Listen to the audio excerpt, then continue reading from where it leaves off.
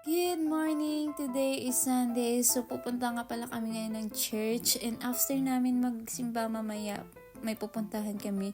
So abangan nyo kung saan kami pupunta. Igagala namin kayo. By the way, super late na nga talaga itong upload ko kasi wala talaga akong time na mag-edit kasi maglalaan ka talaga ng oras sa pag-i-edit, lalo na yung voice over. Kasi guys, first timer pa lang ako. Kaya minsan parang ayaw mo na din matulog para lang matapos yung voice over natin. Kaya mangangapa talaga ako. Mga ilang minuto nga din, naglakad lang kami galing bahay papuntang city kasi meron naman talaga malapit sa amin na bus station pero naiwan kami. Ayan tuloy, naglakad na lang papuntang city. Pero buti na lang nakarating na din yung bus namin papuntang train station. Bago nga kami pumasok ng bus, ayan nag-tap in muna kami at hinanap ko talaga agad yung upuan ko kasi dito talaga ako palagi pumapesto kasi makikita ko yung view, makikita ko yung monitor kung anong oras ako bababa or kung saan ako bababa. Kasi nung bago pa lang ako dito, palagi ako lumalagpas. Kaya mas better na lang na dito na lang ako palagi pumapesto. Mahirap pa naman pag lumagpas ka. Maghihintay ka na naman ng ilang minutes. Ang kagandahan lang dito is alam mo kung anong oras, hanggang kailan, at kung cancel yung sasakyan mo. Pero minsan talaga is on the spot. Kaya iba pa rin talaga pag may sasakyan ka. By the way, nandito na nga pala kami sa train at dumating na din yung train namin papuntang church. Weekend nga ngayon, kaya expect mo na maraming tao. Buti na lang may upuan pa kami, pero separate lang muna kaming apat. Mga ilang minuto nga sa wakas, nakarating na din kami ng train station dito malapit sa church. At napansin ko, ang sobrang taas ng sikat ng araw at tingnan nyo naman yung suot namin.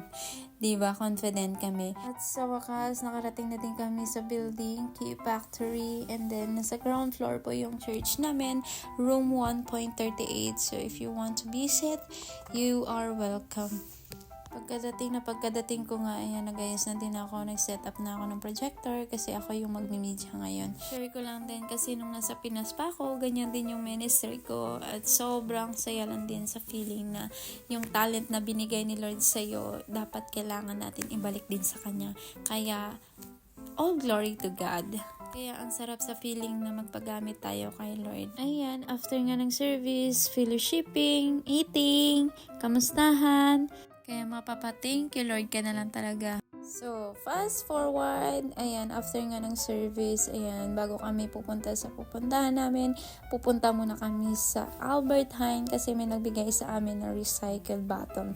So, kailangan namin siya ibenta sa Albert Heijn para magkapera kami kasi kailangan namin ng pagkain. Sad lang kasi hindi siya namin nabenta. So, ayan tuloy, bit-bit kami, maghanap kami ng another store. Tingnan nyo naman, ganyan yung mga pormada, pero mga basurera. Natatawa nga kami kay Elaine kasi binibiro namin siya, partner daw siya ni Cardo, pero yung medyas niya kulay yellow. Sorry Elaine, patawarin mo kami.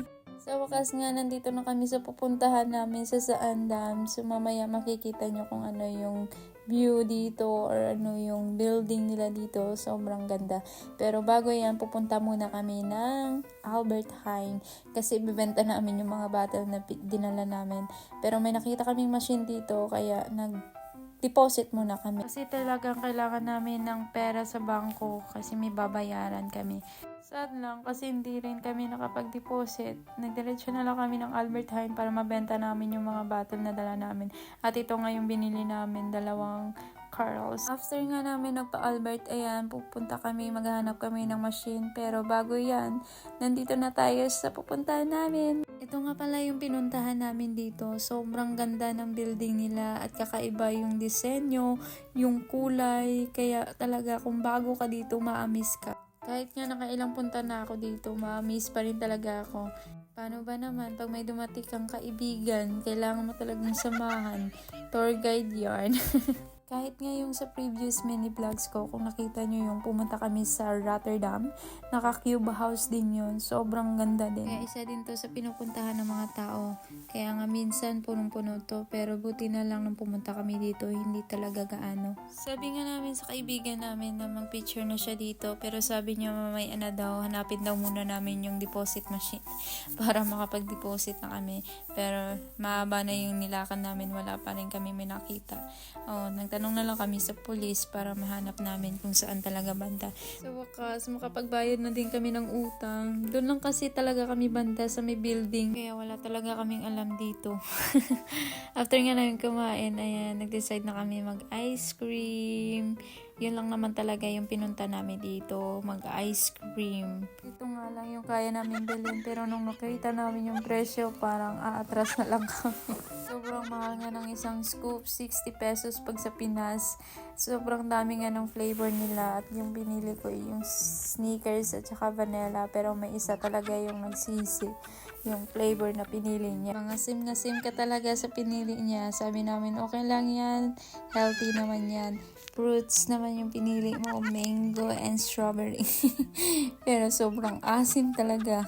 Kasi itapon niya, 180 ba naman yan sa Pinas. Unti-unti niya na nga naubos, sabi niya magrarampa na lang daw siya kaysa mga sim na sim siya.